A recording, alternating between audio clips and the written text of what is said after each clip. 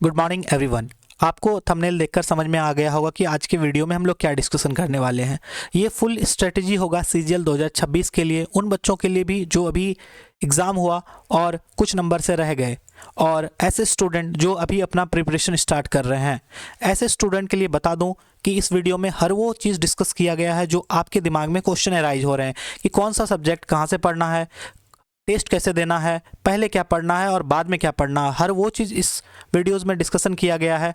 अगर आपके पास proper time है तब वीडियो को देखो, अगर नहीं है तो वो पहले काम कर लो फिर ये वीडियोस देखना, क्योंकि ये वीडियो थोड़ा लंबा होने वाला है लेकिन काफ़ी इफ़ेक्टिव होने वाला है। तो ये वीडियोस उन लोगों के लिए भी है जो अभी प्रिपरेशन स्टार्ट कर रहे हैं, यानी जो जिनका प्रिपरेशन अभी बिगनिंग फेज़ में है, और ऐसे स्टूडेंट के लिए भी है जो ऑलरेडी एग्ज़ाम 2025 का दे चुके हैं। उनके लिए 6 मंथ काफ़ी हैं एग्ज़ाम को क्वालिफाई करने के लिए। अगर आप इस स्ट्रेटजी को प्रॉपर ढंग से फॉलो करोगे तो आपके लिए 6 मंथ इनफ है इस एग्ज़ाम को क्वालिफाई करने के लिए। जैसा कि आप सबों को पता है कि एसएससी सीजीएल आप लोगों को कौन से जॉब ऑफर करते हैं, ग्रुप बी और ग्रुप सी लेवल के जॉब ऑफर करते हैं। Most of the job SSC CGL से ग्रुप बी के रैंक पर ऑफिसर बनाता है, और ग्रुप सी के भी बहुत सारे पोस्ट हैं।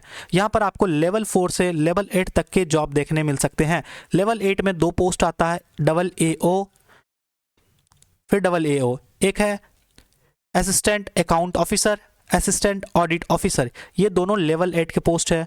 और इसके अलावा जैसे GST इंस्पेक्टर, MEA में ASO का पोस्ट है। ये सारे पोस्ट ग्रुप बी के लेवल 7 के पोस्ट है। तो इसमें आपको कौन कौन सा पोस्ट है, GST में आप काम कर सकते हो, GST डिपार्टमेंट में। MEA में ASO बन सकते हो, असिस्टेंट सेक्शन ऑफिसर बन सकते हो। CSS में सेंट्रल सेक्रेटरीट सर्विस में ASO का पोस्ट है। एयरफोर्स हेडक्वार्टर में भी ASO का पोस्ट है। इसके अलावा IB में AEO असिस्टेंट इन्फोर्समेंट ऑफिसर का पोस्ट है, जो काफ़ी प्रेस्टिजियस और काफ़ी पावरफुल पोस्ट है। GST में इंस्पेक्टर का पोस्ट है, और ED में भी AEO का पोस्ट है। और यहाँ पर IB में SI का पोस्ट है, जो कि काफ़ी प्रेस्टिजियस पोस्ट और काफ़ी प्रसिद्धि देने वाला पोस्ट है। इसका सैलरी वेरी करता है 50,000 से 90,000। ये अभी 7th पे के अकॉर्डिंग, जैसे ही 1 जनवरी 2026 से 8th पे लागू हो जाएगा तो यही बेसिक सैलरी 80,000 से बढ़कर 80,000 से लेकर के 1,20,000 तक पहुंच सकता है। यानी 1 जनवरी 2026 के बाद जब 8th पे कमीशन लागू हो जाएगी, 8th पे कमीशन लागू हो जाएगी तो आपका सैलरी में काफ़ी ज़्यादा जंप देखने मिल सकता है। सैलरी डिपेंड करता है आपके वेरियस पोस्ट पे, आप किस पोस्ट पर जॉब ले रहे हो, यानी आपका लेवल ऑफ पोस्ट क्या है। लेवल 4 का पोस्ट है, लेवल 5, लेवल 6, लेवल 7, लेवल 8।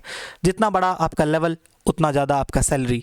और ऑब्वियसली कि सिटी पर भी डिपेंड करता है। सिटी पर क्यों डिपेंड करता है, 3 तरह के सिटी होते हैं, X city, Y city, Z। 3 तरह के सिटी हैं।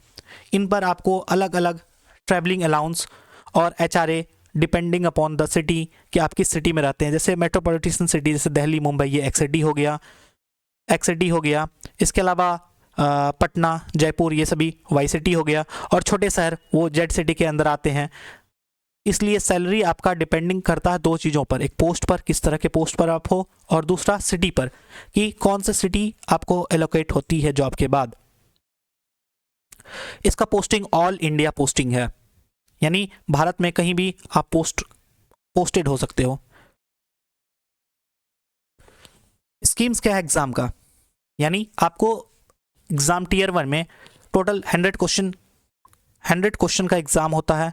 100 क्वेश्चन जो कि 4 सेक्शन में डिवाइडेड है।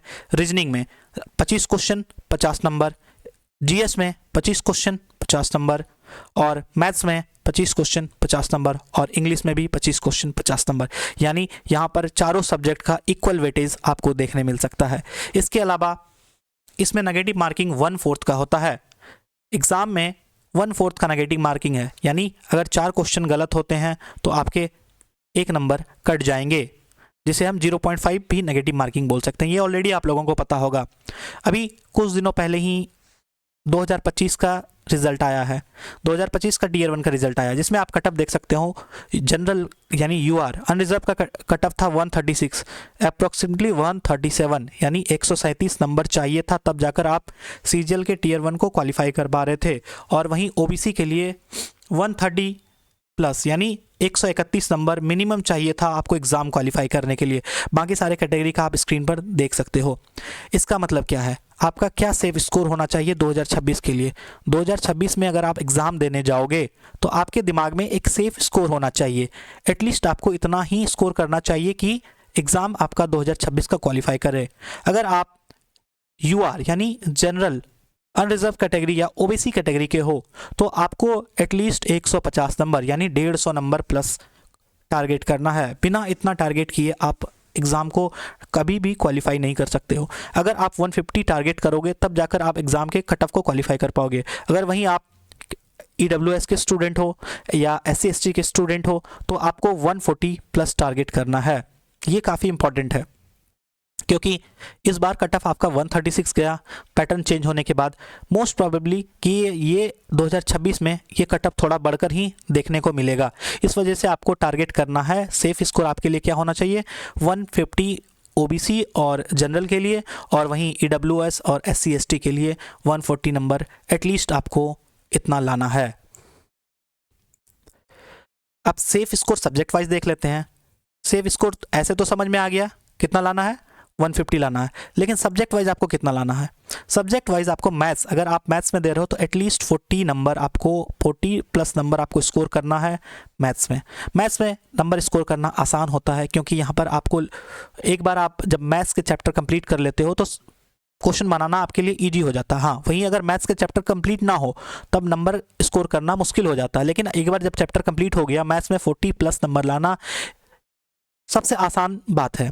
और वहीं बात करें रीजनिंग सबके लिए आसान होता है। आपको 45 प्लस एटलीस्ट नंबर लाने हैं रीजनिंग में, 45 प्लस लाना भी आसान है। और इंग्लिश में 40 प्लस स्कोर करना है, और वहीं जीएस में 25 प्लस। जीएस में इतना कम नंबर क्यों लिखा है, क्योंकि जीएस काफ़ी वास्ट होता है, काफ़ी सिलेबस इसका बड़ा होता है। इस वजह से 25 नंबर ला पाना भी स्टूडेंट के लिए काफ़ी मुश्किल होता है। इस वजह से आपको 25 नंबर ही टारगेट करना है, ज़्यादा नहीं टारगेट करना है। ओवरऑल आपका टारगेट होना चाहिए 150 प्लस। अगर आप इस नंबर को स्कोर कर पा रहे हो, इस नंबर तक पहुंच पा रहे हो, तो समझो ईजिली आप एग्ज़ाम को क्वालिफाई कर जाओगे। अब सब्जेक्ट वाइज स्ट्रेटजी देखते हैं मैथ्स के। मैथ्स मेनली 2 सेक्शन में डिवाइडेड है, अर्थमेटिक और एडवांस। तो पहले अर्थमेटिक देखते हैं। तो अर्थमेटिक में ये सारे चैप्टर हैं, number system, fractions and decimal, LCM HCF, percentage, ratio and proportion, partnership, average. ये सारे बहुत सारे चैप्टर्स हैं अर्थमेटिक में, लेकिन आपको करना है सीरियल वाइज। यानी अगर आप परसेंटेज से शुरू कर रहे हो तो पहले परसेंटेज पढ़ो 1 नंबर पे, फिर रेशियो एंड प्रोपोर्शन, फिर पार्टनरशिप। ये तीनों एक साथ चलेगा, और एवरेज, ये चारों एक साथ चलेगा। ये चारों एक तरह के टॉपिक है। यानी अगर आप परसेंटेज पढ़ते हो तो रेशियो एंड प्रोपोर्शन आपके लिए आसान हो जाएगा, और रेशियो एंड प्रोपोर्शन पढ़ते तो पार्टनरशिप और एवरेज आपके लिए आसान हो जाएगा। तो आपको कैसे पढ़ना है, आपको पढ़ना है सीरियल वाइज। मैं ये कर देता हूँ, 1 मिनट, मैं इसे एक कैटेगरी में बना देता हूँ। Number system, fraction and decimals और एचसीएम एलसीएम एक साथ पढ़ना है। ये तीनों को कभी भी पढ़ना तो इसी सीक्वेंस में पढ़ना है। और percentage, ratio and proportion, partnership और एवरेज, ये एक साथ एक ही सीरियल में पढ़ना है। पहले परसेंटेज पढ़ना है, फिर रेशियो, प्रोपोर्शन, फिर पार्टनरशिप और फिर एवरेज। ऐसे पढ़ने से होगा कि आपको कन्फ्यूजन कम होगा और आप इजीली सारे चैप्टर को कंप्लीट कर पाओगे। फिर आते हैं सिंपल इंटरेस्ट, कंपाउंड इंटरेस्ट, एक साथ पढ़ना है। ये दोनों चैप्टर को एक साथ पढ़ना है। इन दोनों चैप्टर को पहले सिंपल इंटरेस्ट पढ़ना है, फिर जाकर कंपाउंड इंटरेस्ट पढ़ना है। फिर प्रॉफिट एंड लॉस, डिस्काउंट, ये और टाइम एंड वर्क और पाइप एंड सिस्टम, ये सारे एक तरह के चैप्टर्स हैं। प्रॉफिट, लॉस, डिस्काउंट ये एक तरह के चैप्टर, ये दोनों एक तरह के चैप्टर, और time and work, pipe and system और टाइम, स्पीड एंड डिस्टेंस, ये तीनों एक तरह के चैप्टर। इन तीनों को एक साथ पढ़ना है। Time and work, pipe and system और टाइम, स्पीड एंड डिस्टेंस, ये सेम तरह के चैप्टर हैं, इन्हें एक साथ पढ़ना है। और इसके अलावा डीआई आपका कब क्लियर हो जाएगा? आप सारे अर्थमेटिक के इन सारे चैप्टर को जैसे ही कंप्लीट करोगे आपका डीआई क्लियर हो जाएगा। डीआई में 4 से 5 क्वेश्चन है। ये बहुत ही आसान टॉपिक होता है डेटा इंटरप्रिटेशन, जो कि मेनली आपका फ्रैक्शन से या परसेंटेज से, इन सारे चैप्टर से आपको डीआई का क्वेश्चन देखने मिलता है। तो DI one of the most important topic है मैथ्स के लिए। 4 से 5 क्वेश्चन डीआई अपने आप में कैरी करता है। इस वजह से जैसे ही आपका सारा चैप्टर अर्थमेटिक का कंप्लीट हो जाए तो आप डीआई के बहुत सारे क्वेश्चंस एक साथ लगा लेना। एटलीस्ट आप 50 to 100 क्वेश्चन कंप्लीट कर लेना डीआई के, क्योंकि एग्ज़ाम में 4 से 5 नंबर का डीआई से क्वेश्चन देखने मिलता है। फिर आ जाते हैं हम एडवांस की ओर। एडवांस मैथ्स में भी आपको लग रहा होगा बहुत सारा चैप्टर है, बल्कि इतना सारा चैप्टर नहीं, बल्कि लिमिटेड चैप्टर ही है। इसमें भी आपको करना है पहले ज्योमेट्री। ज्योमेट्री में आपको ट्रायंगल और उसके सेंटर से रिलेटेड बहुत सारा क्वेश्चन आता है एग्जाम में। तो ट्रायंगल और सेंटर से रिलेटेड क्वेश्चन आता है। इसके अलावा ट्रायंगल में कॉन्ग्रुएंसी और सिमिलैरिटी से भी रिलेटेड क्वेश्चन आता है। इसके अलावा ट्रायंगल में बहुत सारे क्वेश्चन जैसे कि टेंजेंट से रिलेटेड, सर्कल में टेंजेंट से रिलेटेड क्वेश्चन आते हैं। तो आपको पहले ज्योमेट्री कंप्लीट करना है। ज्योमेट्री में सारे चैप्टर ये polygon, circle, common tangent to circle, ये सारी ज्योमेट्री में ही आते हैं। इसके अलावा मेंसुरेशन के चैप्टर करना है। ज्योमेट्री कंप्लीट होने के बाद मेंसुरेशन करना है, 2D 3D, ये सारे चैप्टर एक साथ कंप्लीट करना है। इसके बाद आपको कंप्लीट करना है ट्रिग्नोमेट्री के। ये सारे चैप्टर ट्रिग्नोमेट्री के हैं। आपको देखने में ज़्यादा चैप्टर बड़ा लग रहा होगा, लेकिन ये चैप्टर बड़ा नहीं है, बल्कि ये ट्रिग्नोमेट्री का एक ही तरह का चैप्टर है। तो ट्रिग्नोमेट्री करना, फिर जाकर आपको अंतिम में अलजेब्रा करना है ना। अलजेब्रा लास्ट में करना आपको। इस तरह आपको पढ़ाई करना। पहले क्या करना है? पहले ज्योमेट्री करना है, फिर क्या करना है? फिर मेंसुरेशन करना है, फिर जाके ट्रिग्नोमेट्री करना है, और लास्ट में अलजेब्रा करना है। इस तरह करने से आपका एडवांस सेक्शन आसानी से कंप्लीट हो सकता है और जल्दी ही कंप्लीट हो जाएगा।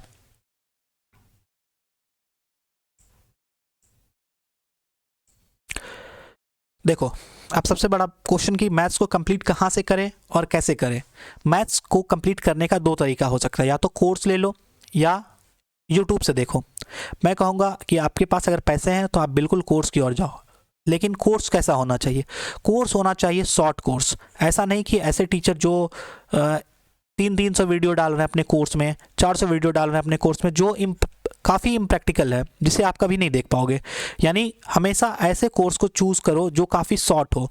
यानी बेसिकली मैथ प्रैक्टिस का चीज़ है। आप ऐसा नहीं है कि आप इसे बिंज वॉचिंग कर रहे हो, लंबे समय तक देखे जा रहे हो वेब सीरीज़ के जैसा, तो आपका कंप्लीट हो जाएगा। नहीं, मैथ्स बेसिकली प्रैक्टिस का चीज़ है। जितनी जल्दी कोर्स कंप्लीट करके प्रैक्टिस पे उतरोगे, उतना बेनिफिट आपको मैथ्स वाले सेक्शन में देखने मिलेगा।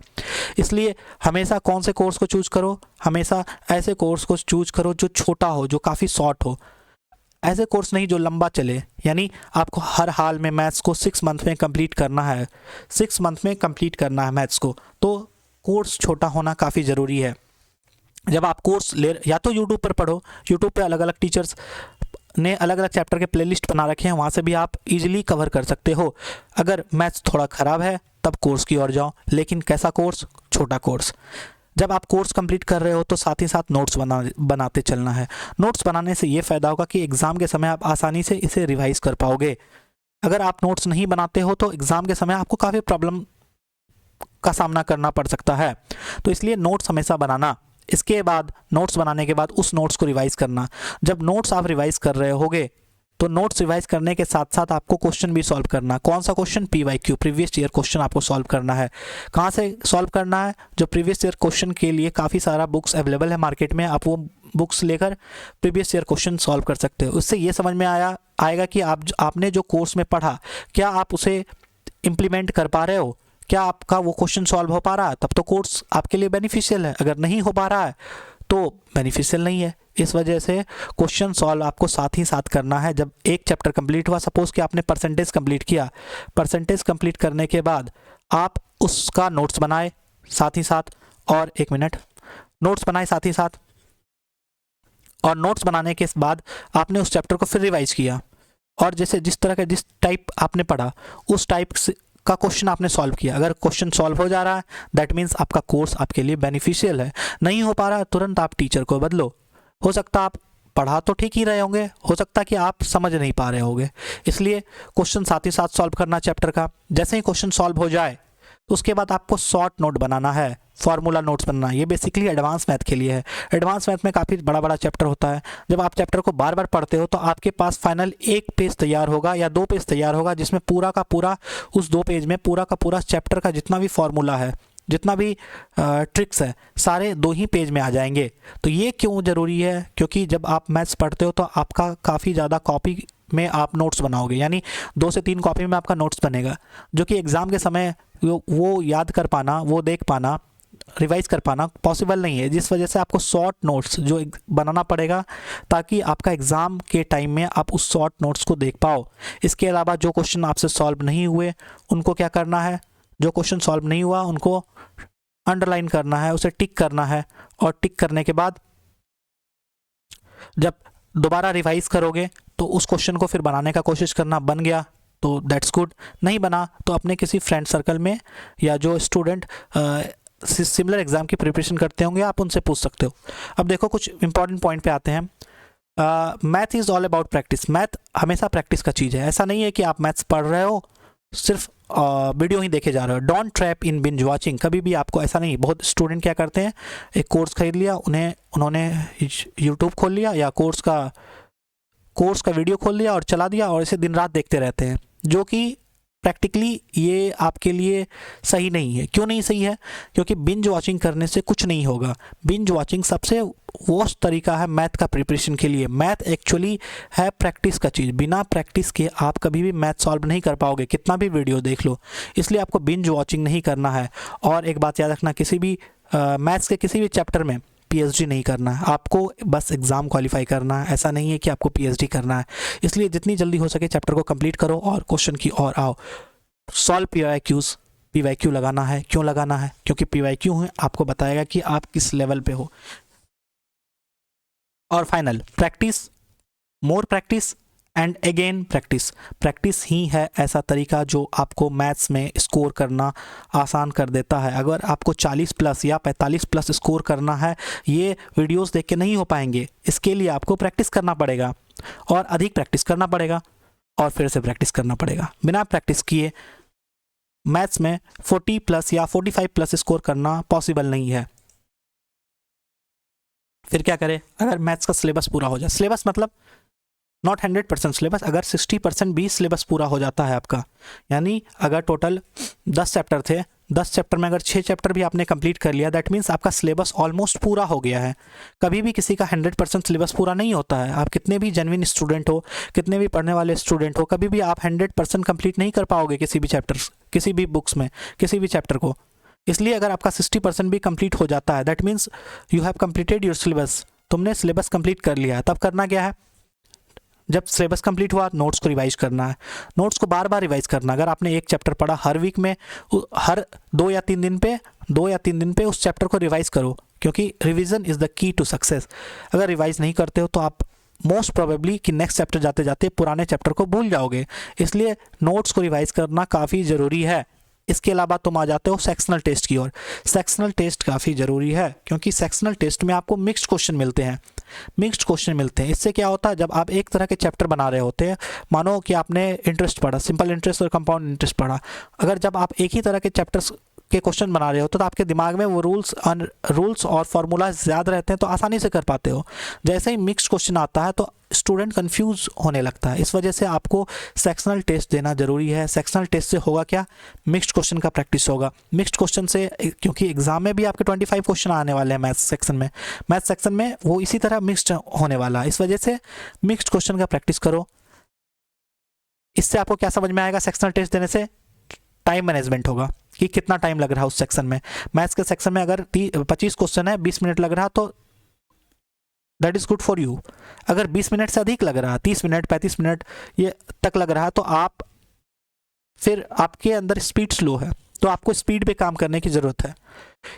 सेक्शनल टेस्ट लगाने से होगा क्या? आपका वीक एरिया आपको पहचानने मिलेगा। जैसे वीक एरिया में क्या हो सकता है, क्या आपने उस टॉपिक को कंप्लीट किया, मानो आपसे कुछ क्वेश्चन नहीं बने, 25 क्वेश्चन था, आपने 25 क्वेश्चन लगाया, आपसे 15 ही क्वेश्चन बन पाया, 10 क्वेश्चन नहीं बना। अब ये 10 क्वेश्चन नहीं बना तो क्यों नहीं बना? हो सकता है आपका टॉपिक कंप्लीट ना हो सकता है कि 60% सिलेबस यानी 6 चैप्टर आपने किया, 4 चैप्टर से आ रहे हो जिसे आपने कंप्लीट नहीं किया, तो आपको टॉपिक का पता चलेगा कि आप किस टॉपिक में वीक हो या आपका कौन सा टॉपिक छूट गया है। मानो आपका ट्रिग्नोमेट्री छूट गया तो आप जस्ट जल्दी से जाके ट्रिग्नोमेट्री कंप्लीट करोगे, या हो सकता है आपने ट्रिग्नोमेट्री पढ़ा हो लेकिन आपसे क्वेश्चन नहीं बन पा रहे हैं, तो आप क्या करोगे, तब आपको करना है रिवाइज, नोट को रिवाइज करना है और तुरंत जाकर उसके बहुत सारे पीवाईक्यू के क्वेश्चन लगाने हैं। हो सकता है आपका कैलकुलेशन वीक हो, है ना, आप डिवाइड ही नहीं कर पा रहे हो, मल्टीप्लाई नहीं कर पा रहे हो, एडिशन नहीं कर पा रहे हो, आप स्क्वायर नहीं निकाल पा रहे हो, क्यूब नहीं निकाल पा रहे हो। ऐसे सिचुएशन में आपको कैलकुलेशन पे भी काम करना पड़ेगा और हो सकता है आपका टॉपिक और कैलकुलेशन दोनों कमज़ोर हो, बोथ हो। तो सेक्शनल टेस्ट लगाने के क्या फ़ायदे, सबसे पहले मिक्स्ड क्वेश्चन देखने मिलेगा। इसके अलावा मिक्स्ड क्वेश्चन सॉल्व करने के बाद आपको ये समझ में आएगा कि आप उस सेक्शन में टाइम मैनेजमेंट कर पाते हो या नहीं कर पाते हो। Maths is all about practice and all about time management, क्योंकि मैथ्स काफ़ी ज़्यादा टाइम लेता है स्टूडेंट का, तो टाइम मैनेजमेंट बहुत नेसेसरी है मैथ्स वाले सेक्शन में। इसके अलावा सेक्शनल टेस्ट लगाने से आपको वीक एरिया पर कमांड होगा, आपको समझ में आएगा कि मेरा टॉपिक छूटा था, मेरा कैलकुलेशन कमज़ोर है या दोनों में प्रॉब्लम है।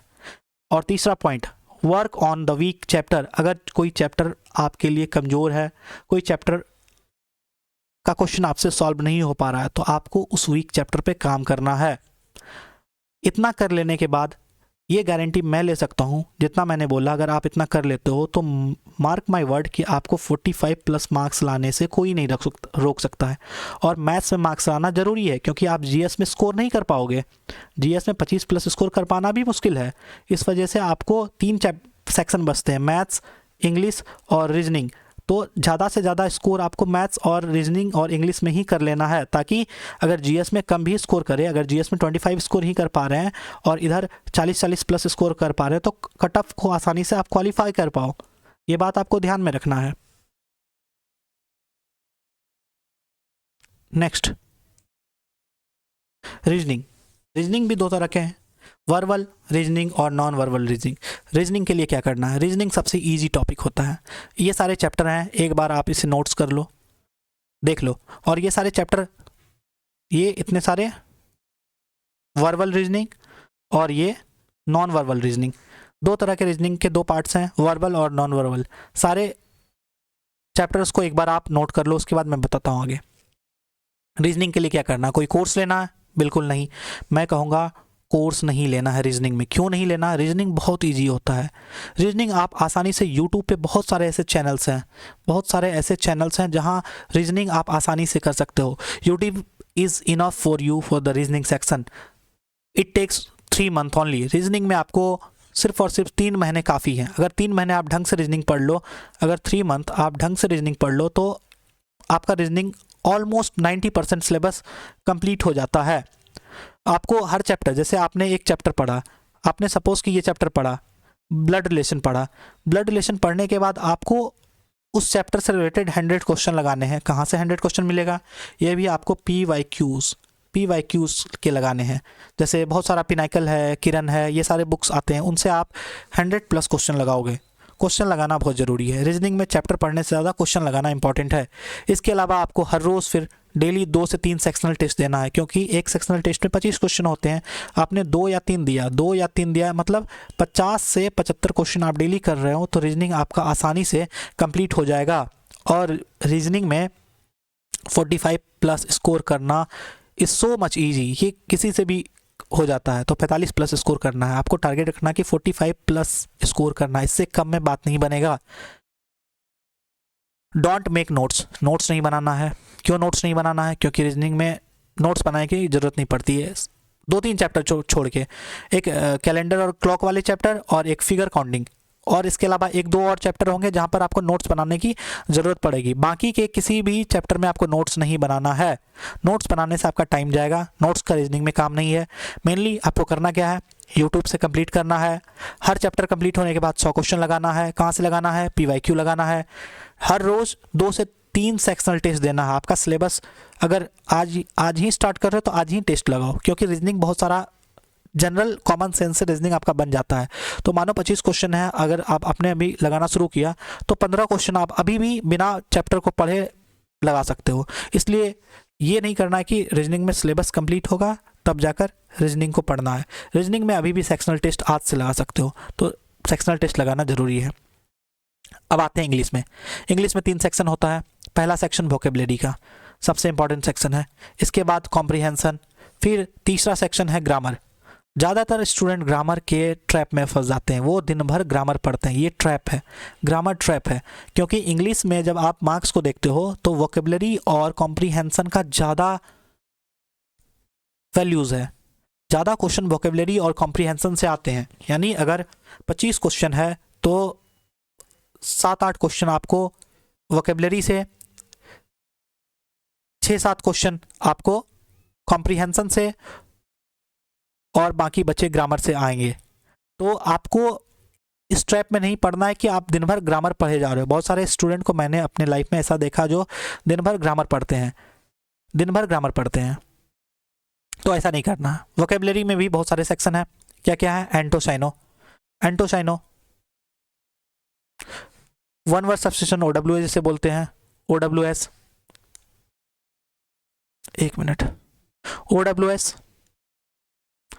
Idioms and phrase. अभी मैं वीडियो अपलोड किया था निमोनिक्स के थ्रू इडियम्स फ्रेज। आप हमारे चैनल पे जाके निमोनिक्स से रिलेटेड इडियम्स फ्रेज याद करवाए गए हैं, आपको रटना नहीं पड़ेगा, काफ़ी आसानी से 100 इडियम्स एंड फ्रेज आपको करवाए गए हैं, आप देख सकते हो।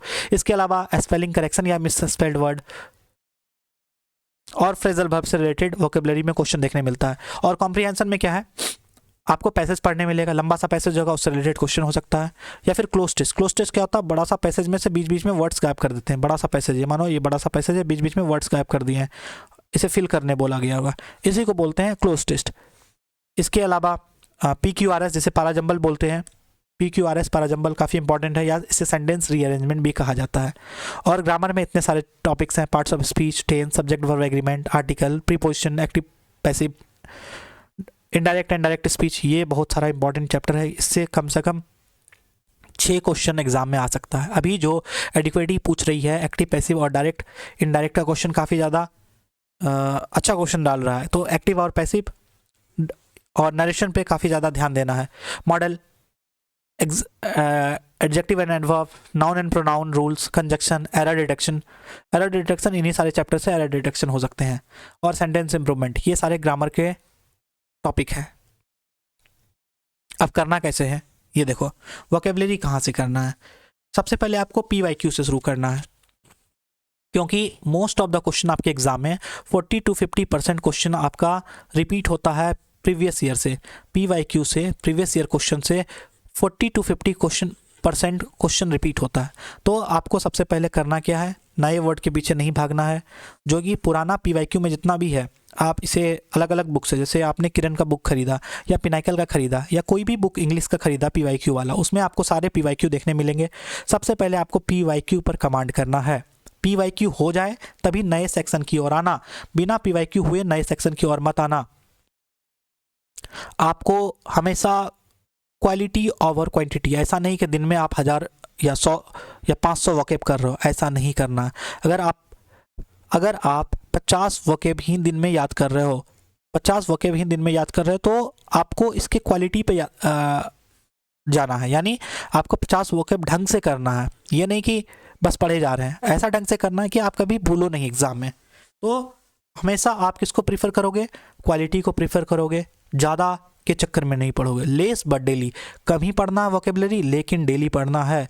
आप चाहोगे कि वोकेबलरी को एक दिन में पढ़ के या 2 दिन में पढ़ के कर सकते हैं, जो कि पॉसिबल नहीं है। इसलिए वोकेबलरी को हर रोज़ पढ़ना है, थोड़ा थोड़ा ही पढ़ना है, लेकिन हर रोज़ पढ़ना। और ऐसा नहीं कि हर रोज़ नई नई वोकेबलरी पढ़े। एक बार आपने जिस वोकेबलरी को पढ़ा उसी को रिपीट करना है अगले दिन भी, सेम वोकेब। अगर आपने मानो आज 50 वर्ड पढ़ा, आपने 50 वर्ड पढ़ा, इसी 50 वर्ड को अगले 2 दिन बाद, फिर अगले 5 दिन बाद और अगले 7 दिन बाद इसे रिपीट करना है। ये 2, 5 और 7 के रेशियो में चलना है। यानी जो आज आपने वोकेबलरी पढ़ा, आज के 2 दिन बाद उसी वोकेबलरी को फिर पढ़ना है। फिर जिस दिन से पढ़ा उस दिन के बाद से 5वां दिन फिर उसी वोकेबलरी को पढ़ना है। फिर जिस दिन आपने वोकेबलरी पढ़ा उसके 7वां दिन बाद भी आपको वोकेबलरी पढ़ना है। यानी repeat repeat repeat. Vocabulary is about repeat repeat repeat. Repeat करना है, यानी सेम वोकेबलरी बार बार रिपीट करना है, ताकि एग्जाम में आप भूलो नहीं। वोकेबलरी भूलना बहुत कॉमन है, स्टूडेंट भले ही कितना पढ़ ले लेकिन end of the day vocabulary भूल ही जाते हैं। आपको वोकेबलरी करना है रूट वर्ड से, रूट वर्ड में प्रीफिक्स सफिक्स जोड़ के करते हैं। इससे क्या होता है, जैसे एग्जांपल के तौर पे आपने देखा है, एग्जांपल देखो, जैसे पोर्ट, पोर्ट मतलब होता है कैरी करना, ले जाना कहीं, है ना। अब ये रूट वर्ड है, पोर्ट क्या है, रूट वर्ड है, ये रूट वर्ड है। रूट वर्ड में सफिक्स लग गया इसके बाद, या प्रीफिक्स लग गया पहले। प्रीफिक्स मतलब रूट वर्ड से पहले लग के शब्दों का फॉर्मेशन करना, और सफिक्स क्या है, रूट वर्ड के बाद लगकर शब्दों का फॉर्मेशन करना। जैसे ट्रांसपोर्ट, ट्रांस, यहाँ पर ट्रांस क्या था, ट्रांस था प्रीफिक्स, प्रीफिक्स, प्रीफिक्स था। इसके बाद पोर्ट, पोर्ट क्या था, रूट वर्ड था। तो रूट वर्ड से याद करना है। आपने क्या देखा अभी कि पोर्ट मतलब होता है कैरी करना, ट्रांसपोर्ट, इंपोर्ट, एक्सपोर्ट सब कैरी करने से रिलेटेड ही होगा। ट्रांसपोर्ट मतलब यातायात, जो कैरी करता हो, ह्यूमन को कैरी करके ले जाता हो, जहाँ से सामान कैरी करके ले जाता हो, उसे ट्रांसपोर्टेशन बोलते हैं। इंपोर्ट मतलब इम, जो देश के अंदर आए, आयात, इंपोर्ट निर्यात, एक्सपोर्ट। तो इस तरह रूट वर्ड के थ्रू आपको याद रखना। रूट वर्ड से के थ्रू याद रखने में आपका रिटेंशन पावर 3x तक बढ़ता है, यानी 3 गुना तक बढ़ता है। जैसे एग्जांपल अगर मैं लिखूं डेमोक्रेसी, डेमो, डेमो, डेमोक्रेसी, देखो यहाँ पर 2 रूट वर्ड है, डेमो और क्रेसी। डेमो मतलब होता पीपल, लोग, डेमो मतलब लोग, और क्रेसी मतलब शासन प्रणाली, शासन प्रणाली, क्रेसी। अब ऑटोक्रेसी, ऑटोक्रेसी, तो आपको ये समझ में आएगा क्रेसी है तो मतलब कोई ना कोई शासन प्रणाली की बात की जा रही है, कोई रूल्स की बात की जा रही है। ऑटो मतलब होता सेल्फ, जहाँ पर ऐसा, जहाँ पर जो एक लोग का शासन हो, जहाँ पर एक आदमी का शासन हो, ऐसे शासन को ऑटोक्रेसी बोलते हैं।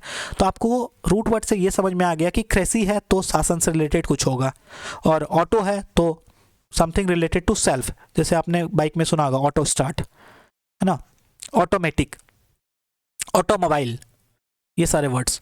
तो आपको ये याद रखना है कि वोकेबलरी करना है रूट से, रूट वर्ड से रिटेंशन पावर 3x तक बढ़ते हैं, है ना। इससे क्या होगा कि अगर आप एक शब्द याद रखोगे तो 10 शब्द को क्लियर कर पाओगे एग्जाम में। तो करना क्या है, फिर से एक बार दोहराते हैं। आपको सबसे पहले PYQ दोहराना है।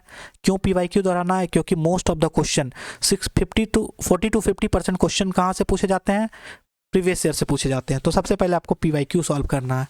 इसके बाद आपको क्वालिटी पर ज़्यादा फोकस करना ओवर क्वांटिटी। ऐसा नहीं कि आप दिन में 1000 वर्ड्स करो या 500 वर्ड करो, ऐसे में कभी वो आपको रिटेंशन नहीं रहेगा। लेस बट डेली, कम ही करना है लेकिन डेली करना है। रिपीट सेम वोकेब, आपको रिपीट करना वोकेब। आपने आज जो पढ़ा उसे बार बार रिपीट करना, 2 दिन बाद, 4 दिन बाद, ऐसे आपको वोकेबलरी रिपीट में याद करना है। और याद कैसे करना है, रूट वर्ड के थ्रू याद करना है। Got it?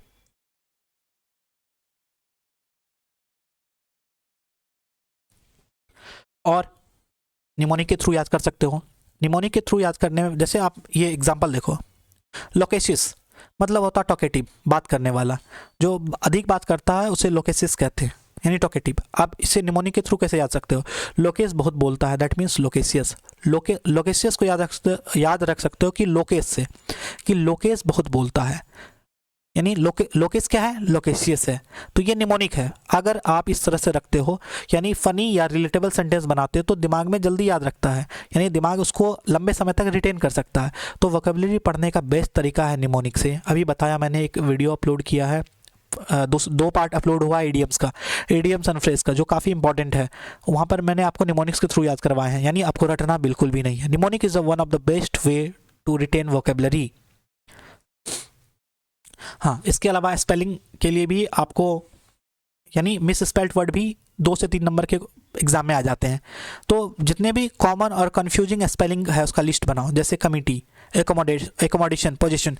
तो ये सिमिलर तरह के वर्ड्स हैं। कैसे सिमिलर तरह के वर्ड हैं, कमिटी में डबल एम, ये डबल वर्ड है, double M, double T, double E, ये सिमिलर तरह के वर्ड हैं। जैसे डबल सी वाला, डबल एम वाला, जैसे पोजीशन में डबल एस, फिर डबल एस। तो ये सिमिलर तरह के क्वेश्चन है। इसके अलावा ए, ई और आई वाला, या आई और ई वाला, ये सिमिलर तरह के लिस्ट है। इन सारे लिस्ट को एक साथ लिखो और फिर तब पढ़ना शुरू करना, तो स्पेलिंग में भी आपको प्रॉब्लम फिर नहीं होगी। कॉम्प्रीहेंशन, ये one of the most important section है इंग्लिश पार्ट का। कॉम्प्रीहेंशन क्लियर करना ज़्यादा ज़रूरी है। आप कॉम्प्रीहेंशन एक दिन में होगा नहीं, आप वोकेबलरी याद कर सकते हो, ग्रामर के रूल्स याद कर सकते हो, लेकिन कॉम्प्रीहेंशन याद करने की चीज़ नहीं है, ये आपको आएगा विद इन टाइम। आप कॉम्प्रीहेंशन में समय दोगे लगभग 2 महीने 4 महीने, एटलीस्ट 3 मंथ कॉम्प्रीहेंशन को समझने के लिए चाहिए। अगर आप आज से स्टार्ट कर रहे हो, कम से कम 3 महीना चाहिए कॉम्प्रीहेंशन समझने के लिए। इसके लिए एक ऐप आता है इंग्लिश माध्यम ऐप, प्ले स्टोर पे जाओगे, एक ऐप है इंग्लिश माध्यम ऐप। ये ऐप में क्या है कि बहुत सारे पेपर के एडिटोरियल लिए गए हैं। उस एडिटोरियल को, एडिटोरियल लिखा हुआ, जिस पे भी क्लिक करोगे, जिस वर्ड पे क्लिक करोगे उसका हिंदी मतलब दिखा देगा, और नीचे यहाँ पर ऑडियो है, उस ऑडियो को प्ले करोगे तो हिंदी में उस एडिटोरियल को समझा रहा होगा। तो one of the best app है। मैं भी अपने प्रिपरेशन के समय में इस ऐप का इस्तेमाल करता था। इससे क्या होगा, लैंग्वेज की अंडरस्टैंडिंग बढ़ेगी, यानी आप आसानी से समझ पाओगे कि उस पैसेज में, उस पैराग्राफ में ऑथर क्या कहना चाह रहा है। तो लैंग्वेज की अंडरस्टैंडिंग बढ़ाने के लिए आप इंग्लिश माध्यम ऐप का इस्तेमाल करो। One of the best app है, मैं कह रहा हूँ आप इसे इस्तेमाल करो, फिर बोलना।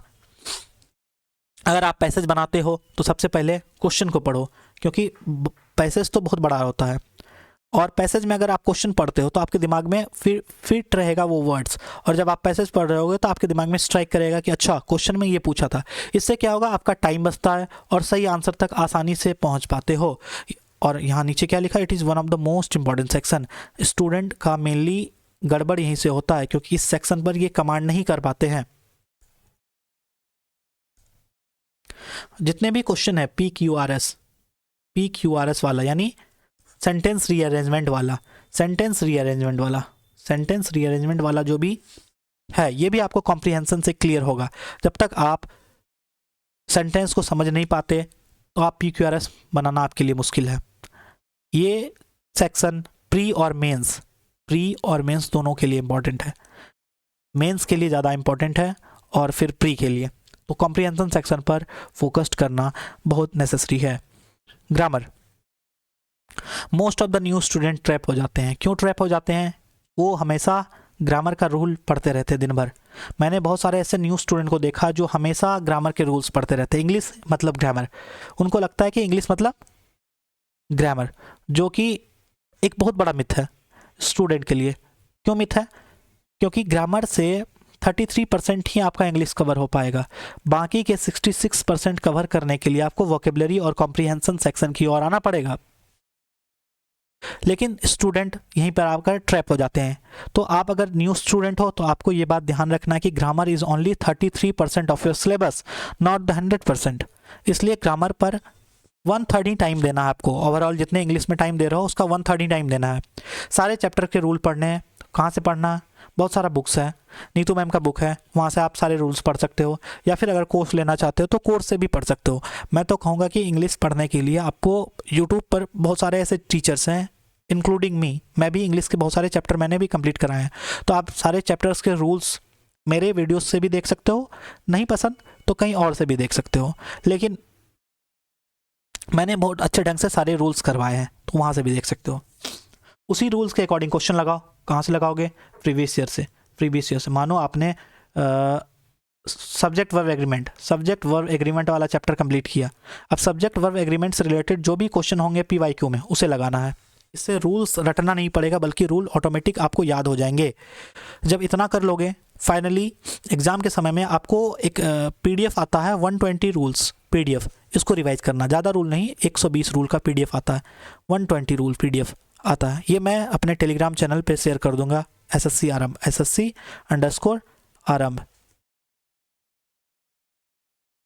इस टेलीग्राम चैनल पर 120 रूल मैंने अपलोड ऑलरेडी किया हुआ है, फिर से अपलोड कर दूंगा ताकि आप वहाँ से ले सकते हो। लास्ट समय में आपको 120 रूल्स ही रिवाइज करना है, पूरा ग्रामर नहीं पढ़ना है। फिर आते हैं सेक्शनल टेस्ट की ओर। इसमें भी सेक्शनल टेस्ट लगाना है। सेक्शनल टेस्ट लगाने से 3 फ़ायदे: मिक्स्ड क्वेश्चन प्रैक्टिस होगा, सारे चैप्टर के मिक्स्ड क्वेश्चन प्रैक्टिस होगा। सेक्शनल टेस्ट से वीक एरिया आपको पता चलेगा कि आपका कौन सा वीक एरिया, आप कॉम्प्रिहेंशन में लैग कर रहे हो, या वोकेबलरी आपका छूट रहा है, या ग्रामर्स के क्वेश्चन छूट रहे हैं। तो वहाँ पर आप उस वीक एरिया पर काम कर पाओगे। या फिर इससे समझ में आएगा कि आपका दोनों में प्रॉब्लम है। क्या दोनों में प्रॉब्लम है? कि आप टाइम मैनेजमेंट कर पाते हो, इंग्लिश में नहीं। मेनली टाइम मैनेजमेंट कहाँ करना होता है? वोकेबलरी में तो टाइम मैनेजमेंट का बात ही नहीं है, ग्रामर में भी टाइम मैनेजमेंट का बात नहीं है। टाइम मैनेजमेंट का बात आता है कॉम्प्रिहेंशन सेक्शन में, क्योंकि लेंदी पैसेज होता है, लेंदी PQRS होता है, तो टाइम मैनेजमेंट आपको कहाँ करना है, टाइम मैनेजमेंट करना है कॉम्प्रिहेंशन वाले सेक्शन में। GK GS के लिए अब आप पूछ रहे होंगे कि GK GS का मैंने यहाँ क्यों नहीं बताया, क्योंकि one of the lengthiest section है, तो इसको नेक्स्ट वीडियो में कवर करना है। इस वजह से आप इस वीडियो अपलोड होने के बाद नेक्स्ट वीडियो GK GS के लिए ही बनाना है, क्योंकि बहुत सारे चैप्टर इसमें बहुत सारा सेक्शन है, ज्योग्राफी है, हिस्ट्री है, इसके अलावा साइंस में बायोलॉजी, केमिस्ट्री, फिजिक्स। तो नेक्स्ट वीडियो में GK GS का भी मैं कवर करने वाला हूँ, तो आप नेक्स्ट वीडियो देख लेना। हाँ, जब आपका सिलेबस 60% कंप्लीट हो जाता है, यानी तीनों में मैथ्स, इंग्लिश, रीजनिंग, GS, तीनों में अगर आपका सिलेबस, चारों में आपका सिलेबस 60% कवर हो जाता है, that is enough for you to start the mock test. यानी मॉक टेस्ट देने के लिए आप प्रिपेयर्ड हो। ऐसा नहीं कि आप 100% सिलेबस कंप्लीट करने का वेट करो, 100% किसी का पॉसिबल नहीं है, 100% इम्पॉसिबल वाली बातें हैं, किसी से भी नहीं हो पाता। एक टॉपर से भी पूछोगे तो वो भी नहीं बोलेगा कि मेरा 100% सिलेबस कंप्लीट था। 60% इज़ इनफ, 60% आपका सिलेबस के लिए इनफ है। तो आपका अगर 60% सिलेबस कंप्लीट हो जाता है तो आप मॉक टेस्ट पे आओगे। कैसे mock test? Full length mock test. कम से कम आपको 3 मॉक टेस्ट देने हैं। मॉक टेस्ट देने का मतलब ये नहीं कि बस टेस्ट दे रहे हैं। जब भी आप एक टेस्ट दो, टेस्ट देने के बाद उसको एनालाइज करो, टेस्ट देने के बाद उसे एनालाइज करो। क्या एनालाइज करो? कितने क्वेश्चन बने, कितने क्वेश्चन छूटे, कौन से एरिया में वीक हो, मैथ्स में, इंग्लिश में, रीजनिंग में, GS में। तो फिर आपको मेनली उस सेक्शन पर ज़्यादा फोकस करना। सपोज़ कि आपका GS में स्कोर नहीं हो पाता है, तब आप थोड़ा कम टाइम दोगे कहाँ पर? मैथ्स में। मैथ्स से मानो आप 45+ स्कोर कर पा रहे हो, इंग्लिश में 40+ स्कोर कर पा रहे हो, रीजनिंग में भी 45+ स्कोर कर पा रहे हो, लेकिन वहीं GS में अगर मानो आप 15 नंबर ही स्कोर कर पा रहे हो, मतलब आपका इधर वाला सेक्शन ठीक है, मैथ्स ठीक है, इंग्लिश ठीक है, रीजनिंग ठीक है, GS कमज़ोर है, तब आप क्या करोगे? थोड़ा कम टाइम करोगे। बाकी सारे सेक्शन में थोड़ा कम टाइम करोगे और GS में थोड़ा ज़्यादा टाइम आपको देना पड़ेगा, तब जाकर जल्दी से कंप्लीट हो पाएगा एग्जाम से पहले।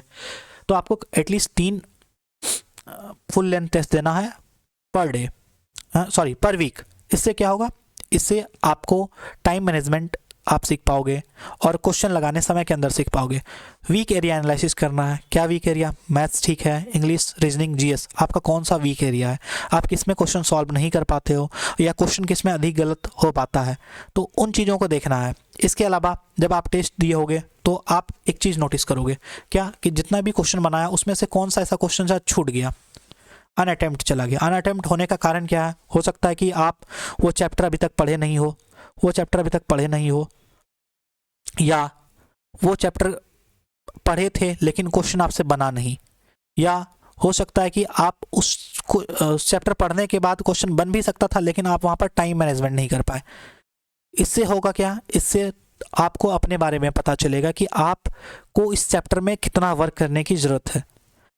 इसके अलावा आपका किस सेक्शन में सिली मिस्टेक हो गया, आपने बनाया सही लेकिन हो सकता है कि मैथ्स बनाया आपने सही, मैथ्स सबको जा रहा है, लेकिन फाइनल कैलकुलेशन ही आपका गलती हुआ जिसकी वजह से आपने आंसर गलत टिक कर दिया। तो सिली मिस्टेक को ऑब्जर्वेशन करना, फिर बाकी उस पर काम करना है और देखना है किस में ज़्यादा टाइम लग रहा है। मानो आपने मैथ्स बनाया, वहाँ पर जब भी टेस्ट देते हो तो ऊपर में एवरेज टाइम होता है कि एवरेज टाइम, मानो एक क्वेश्चन बनाने के लिए 45 सेकेंड में बना लिया उसने मैथ्स को, एवरेज टाइम था, लेकिन आपका 1.5 मिनट लग गया, यानी यहाँ पर आपका टाइम मैनेजमेंट बिल्कुल बेकार था। तो आपको देखना किस क्वेश्चन में ज़्यादा टाइम लगा और उस टाइम को कम कैसे किया जा सकता है, ये बात देखना ना। एवरेज टाइम से आपका ज़्यादा टाइम नहीं लगना चाहिए। अगर ज़्यादा टाइम लग रहा तो उस चैप्टर की प्रैक्टिस करना आपके लिए काफ़ी ज़्यादा ज़रूरी है। तो ओवरऑल आपको क्या समझ में आया? ओवरऑल समझ में आया कि आपको अगर एग्ज़ाम क्वालिफाई करना है, आपको इस कट ऑफ के बराबर, जो 2025 के कट ऑफ के बराबरी करना है, तो आपको एटलीस्ट 150 नंबर स्कोर करना है। 150 नंबर स्कोर करने के लिए ये सारे ट्रिक्स एंड टेक्निक्स बताए गए थे, इसको बिल्कुल फॉलो करना। देख लो, एक बार स्क्रीनशॉट ले लो। मैथ्स में 40 नंबर, रीजनिंग में 45 नंबर, इंग्लिश में 40 नंबर और GS में 25 नंबर स्कोर करना। बार बार बताया GS में कम नंबर क्यों? क्योंकि GS काफ़ी लेंदी होता है, जिस वजह से आप ज़्यादा स्कोर कर भी नहीं पाओगे, तो इतना करना है। हाँ नेक्स्ट वीडियो में, अब नेक्स्ट वीडियो क्या आएगी, नेक्स्ट वीडियो जीएस का स्ट्रेटजी आएगा, स्ट्रेटजी वीडियो, क्योंकि जीएस लेंदी था इस वजह से इस वीडियो में कवर नहीं हो पाया। अगर आपको किसी भी एग्ज़ाम से रिलेटेड कोई पीडीएफ चाहिए तो एक टेलीग्राम चैनल है SSC_आरंभ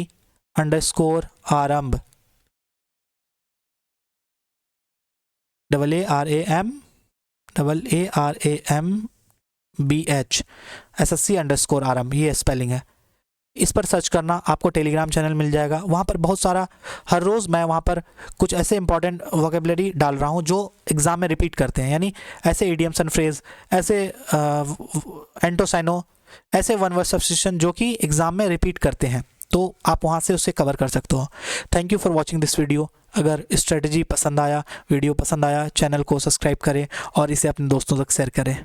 thank you for watching this video.